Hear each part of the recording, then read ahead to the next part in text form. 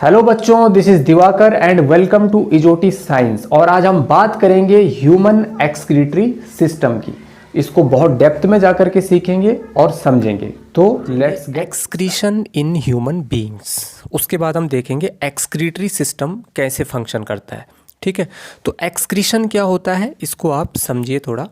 Excretion का मतलब होता है एक ऐसी प्रोसेस जिसमें आप अपनी बॉडी में प्रोड्यूस हो रहे हार्मफुल नाइट्रोजिनस वेस्ट को क्या करते हैं, रिमूव करते हैं या एक्सक्रीट आउट करते हैं। The process of removal of harmful nitrogenous waste. Nitrogenous waste क्या हो सकता है आपका, जैसे यूरिया हो गया, ये एक नाइट्रोजिनस वेस्ट है।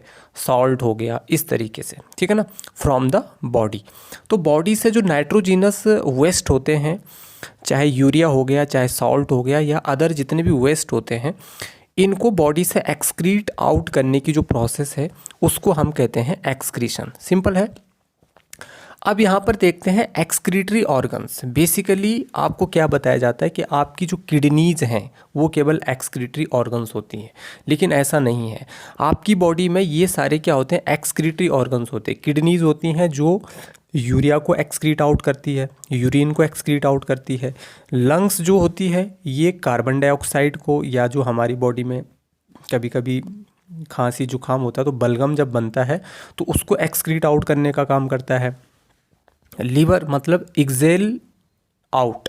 लंग्स क्या कर रही है, कार्बन डाइऑक्साइड को एक्सेल कर रही है, ठीक है ना। CO2 को जैसे वो इनहेल कर रही है, ऐसे ही कार्बन डाइऑक्साइड को एक्सेल आउट कर रही है।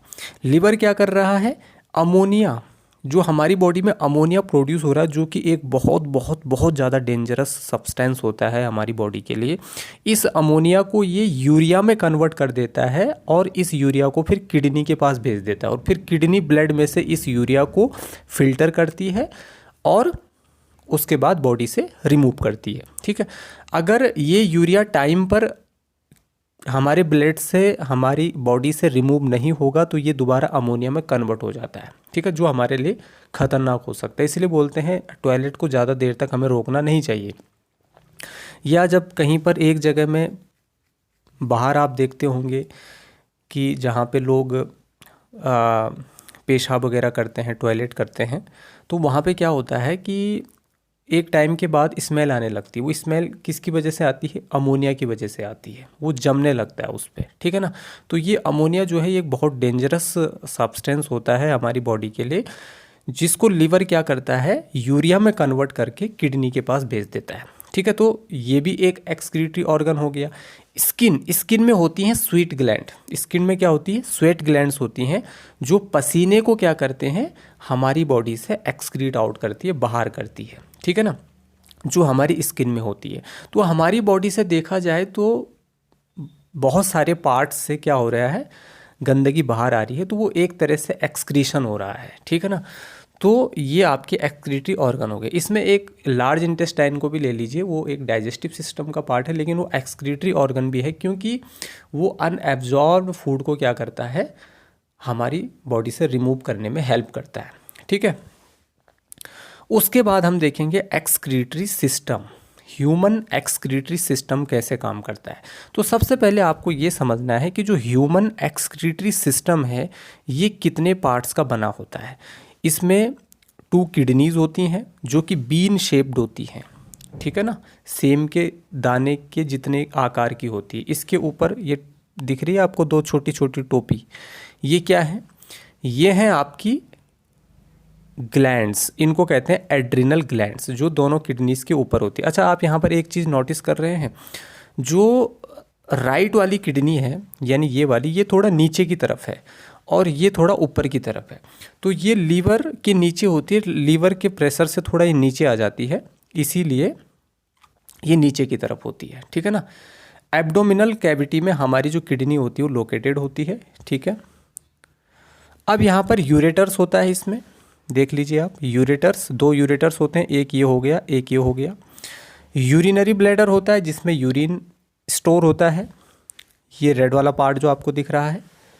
और सबसे लास्ट में होता है यूरेथ्रा, जहाँ से यूरिन क्या होता है, रिमूव होता है, बाहर आता है, ठीक है। तो ये इसके क्या हो गए, पार्ट्स हो गए। तो किडनीज जो होती हैं ये बीन शेप्ड होती हैं, ठीक है, यूरेटर्स, यूरिनरी ब्लैडर और यूरेथ्रा, ये पूरे एक्सक्रीटरी सिस्टम्स के क्या है, हमारे पार्ट हैं। ठीक है, तो सबसे पहले दो किडनीज हो गई, ये दोनों किडनीज हमारी आयोर्टा से और वेन से क्या हो रखी है, कनेक्टेड हो रखी हैं। ये ब्लू वाला जो पार्ट आपको दिख रहा है ये रीनल वेन है, और रेड वाला जो ट्यूब आपको दिख रही है यहाँ पे, ये क्या है, रीनल आर्टरी है। ठीक है, इसका क्या फंक्शन है अभी हम आगे जा कर के देखेंगे इसी स्लाइड में, इसी वीडियो में। ठीक है, उसके बाद यहाँ से दो ट्यूब निकलती हैं, इनको हम कहते हैं यूरेटर्स, और ये एक थैलीनुमा संरचना आपको दिख रही है, इसको कहते हैं यूरिनरी ब्लैडर, और सबसे लास्ट में है यूरेथ्रा। इतना क्लियर हो गया, आगे बढ़ते हैं। अब किडनी क्या है, किडनीज जो है ये क्या करती है, ब्लड को फिल्टर करती हैं। ब्लड को क्या करती है, फिल्टर करती है। कैसे करती है ये भी बताया जाएगा। किडनीज जो है बच्चों, वो ब्लड को फिल्टर करने का काम करती है, इतना आपको पता होना चाहिए। अभी मैं ज़्यादा डिटेल में नहीं जा रहा हूँ, अभी आप 10th में पढ़ रहे हैं, 10th के हिसाब से पढ़ा रहा हूँ। ठीक है ना, ज़्यादा कॉम्प्लिकेटेड नहीं बनाना चाह रहा हूँ मैं आपके लिए ये टॉपिक, जितना एग्ज़ाम में आएगा। अभी आपके लिए एग्ज़ाम भी आपके नज़दीक है, तो आपको एग्ज़ाम की प्रिपरेशन के लिए इतना ही पढ़ना है, इससे एक्स्ट्रा कुछ भी नहीं पढ़ना है, ये आप ध्यान रखें। ठीक है, किडनीज़ जो है ये फिल्टर करती है आपके ब्लड को।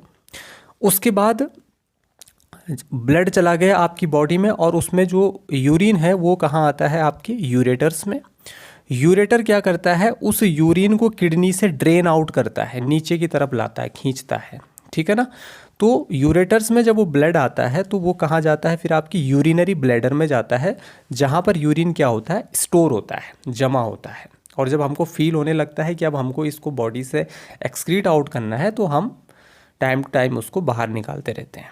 ठीक है, किसकी मदद से, यूरेथ्रा की मदद से एक्सक्रीट आउट यूरिन। ठीक है, अब यहाँ पर आपको एक चीज़ समझनी है कि जो किडनीज है, सबसे पहले किडनी से यूरिन, किडनी जो है ब्लड को फिल्टर करती है, उसके बाद ब्लड आपकी बॉडी में जाता है किडनीज के थ्रू, और किडनी उसको भेज देती है कहाँ, यूरेटर्स के पास, यूरिन को। उसके बाद यूरिन जाता है यूरिनरी ब्लैडर में, और उसके बाद यूरेथ्रा से बाहर आ जाता है।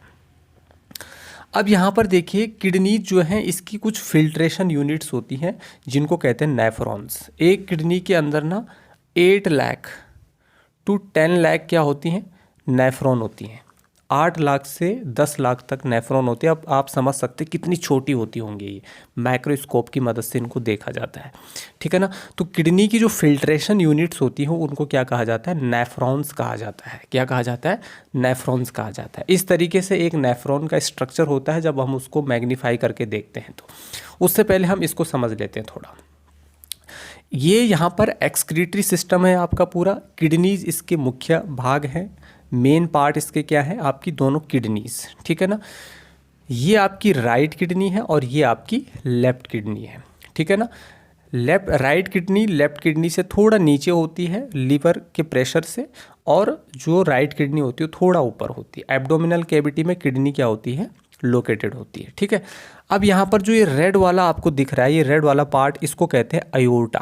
ये किससे जुड़ा हुआ है, अयोर्टा, सबसे बड़ी आर्टरी, मैंने आपको सर्कुलेटरी सिस्टम में बताया था।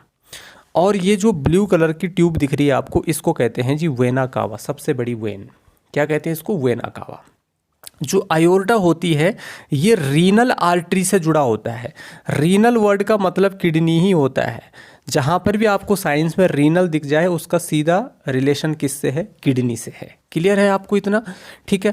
तो रीनल आर्टरी से आपका क्या जुड़ा हुआ है, ये छोटी सी जो रेड कलर की आपको ट्यूब दिख रही है, ये किससे जुड़ी हुई है, अयोर्टा से जुड़ी हुई है। ये ब्लू कलर की ट्यूब दिख रही है, किससे जुड़ी हुई है, वेना कावा से जुड़ी हुई है। एक सुपीरियर वेना कावा होती है, एक इन्फीरियर वेना कावा होती है, ठीक है ना। तो किडनी नीचे होती है, तो नीचे के ब्लड को ऊपर कौन ले जाता है, इन्फीरियर वेना कावा, और ऊपर के ब्लड को हार्ट तक नीचे कौन लाता है, सुपीरियर वेना कावा, ठीक है ना। तो यहाँ पर इन्फीरियर और सुपीरियर में आपको कन्फ्यूजन नहीं होना। अब यहाँ पर एक कॉमन नेम याद रखना है, वेना कावा, ठीक है। इसमें से वेना कावा से कौन सी ट्यूब जुड़ी हुई है, रेनल वेन, और अयोर्टा से कौन सी ट्यूब जुड़ी हुई है, रीनल आर्टरी। तो एक से रीनल आर्टरी जुड़ी हुई है, एक से रीनल वेन जुड़ी हुई है, ठीक है ना। अयोर्टा एंड वेना कावा, क्लियर हो गया। अयोर्टा से रीनल आर्टरी, वेना कावा से रीनल वेन, क्लियर। अब उसके बाद किडनी से दो ट्यूब निकल रखी हैं इस तरीके से, ये दिख रही हैं आपको दोनों ट्यूब्स। ये इन दोनों को कहते हैं क्या कहते हैं इन दोनों को? यूरेटर्स। यूरेटर्स, ठीक है ना। पेयर ऑफ यूरेटर होता है, पेयर में होता है ये, एक इधर होता है राइट किडनी से जुड़ा होता है, एक लेफ्ट किडनी से जुड़ा होता है। राइट किडनी से निकलने वाला जो यूरेटर है वो राइट यूरेटर है, लेफ्ट से निकलने वाला लेफ्ट यूरेटर है। ये दोनों मिलते हैं आपके यूरिनरी ब्लैडर में। किस में मिलते हैं? यूरिनरी ब्लैडर में, जिसमें यूरिन स्टोर होता है, इकट्ठा होता है, और सबसे लास्ट में यूरेथ्रा, जहाँ से यूरिन क्या निकल जाता है? बाहर निकल जाता है। ठीक है, इतना क्लियर है। तो अयोर्टा हार्ट से ब्लड को लाता है, किडनी तक पहुंचाता है रीनल आर्टरी के थ्रू, और वेना कावा उस फिल्टर उस ब्लड को कलेक्ट करके उसमें मतलब जो वेस्ट वगैरह है उसको तो किडनी ने फिल्टर कर दिया, उसमें जो यूरिया वगैरह है, अमोनिया यूरिया वगैरह, उसको तो किडनी ने फिल्टर कर दिया। अब उसको रीनल वेन क्या करेगी? वेना कावा के थ्रू बॉडी में भेज देगी, और बॉडी से वो कहाँ चला जाएगा? हार्ट में चला जाएगा। इतना क्लियर हो गया? आई होप आप यहाँ तक इसको समझ गए होंगे। ठीक है, अब यहाँ पर मैंने कहा किडनीज की जो फिल्ट्रेशन यूनिट होती है बच्चों, उसको कहा जाता है नेफ्रॉन, और 8 से 10 लाख तक नेफ्रॉन होती है किडनी के अंदर। अब ये नेफ्रॉन का एक कॉम्प्लिकेटेड स्ट्रक्चर है, क्योंकि इसमें ना ये रेड और ब्लू कलर का जो आपको स्ट्रक्चर दिख रहा है, ये ब्लड कैपिलरीज हैं। ठीक है, जो रीनल वेन है वो ब्लू कलर से आपको शो हो रहा है, और जो रीनल आर्टरी है वो रेड कलर से आपको शो हो रही है। ये रीनल आर्टरी है, ठीक है, जो आपको रेड कलर से शो हो रही है। क्या है? Renal artery in red colour. ठीक है, ये वाली जो लाइन है।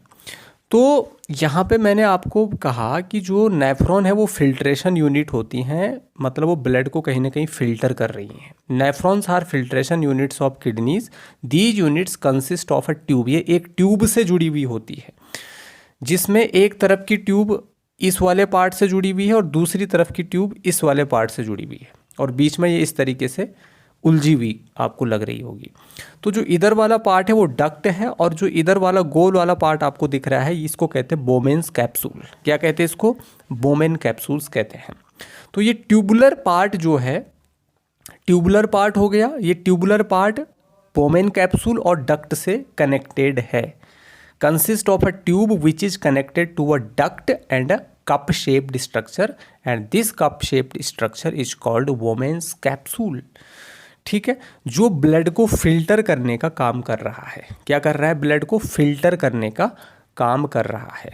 ठीक है, यहाँ पर जो आपको यू टर्न दिख रहा है सबसे नीचे येलो कलर में, उसको हैनलीज लूप कहते हैं। क्या कहते हैं इसको? हैनलीज लूप कहते हैं।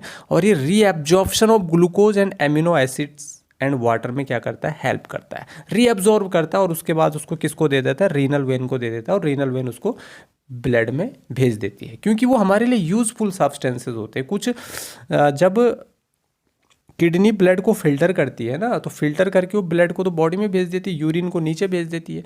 तो यूरिन को जब वो नीचे भेजती है तो क्या होता है, उसमें कुछ यूज़फुल सब्सटेंसेस आ जाते हैं, जैसे आपका वाटर, ग्लूकोज, एमिनो एसिड, ये हमारे लिए यूज़फुल होते हैं। प्रोटीन को इंटेस्टिनल जूस ने प्रोटीन को एमिनो एसिड में तोड़ा था ना, तो उसमें से कुछ एमिनो एसिड इसके साथ आ जाता है, तो उसको हैनलीज लूप क्या करती है? रीअब्जॉर्ब करती है, आपकी रीनल वेन को देती है, और रीनल वेन उसको पूरी बॉडी में क्या कर देती है? भेज देती है। अब जो इसमें जो यूरिन रहता है, वो यूरिन इस ट्यूब के थ्रू यहाँ से होते हुए और इस डक्ट में कलेक्ट हो जाता है, इस डक्ट में कलेक्ट हो जाता है। यहाँ से भी ये ट्यूब जुड़ी हुई है, यहाँ से भी जुड़ी हुई है, यहाँ से भी जुड़ी हुई है, यहाँ से भी, और यहाँ से भी, और यहाँ से तो जुड़ी हुई ही है, कनेक्टेड है। तो ये जो पूरी डक्ट है, इसमें पूरा यूरिन क्या होता है? कलेक्ट होता है। क्या होता है? इसमें पूरा यूरिन कलेक्ट होता है बच्चों। तो यहाँ पे क्या होता है कि यूरिन उसके बाद एंटर करता है किस में? इन डक्ट के थ्रू यूरिन किस में एंटर करता है?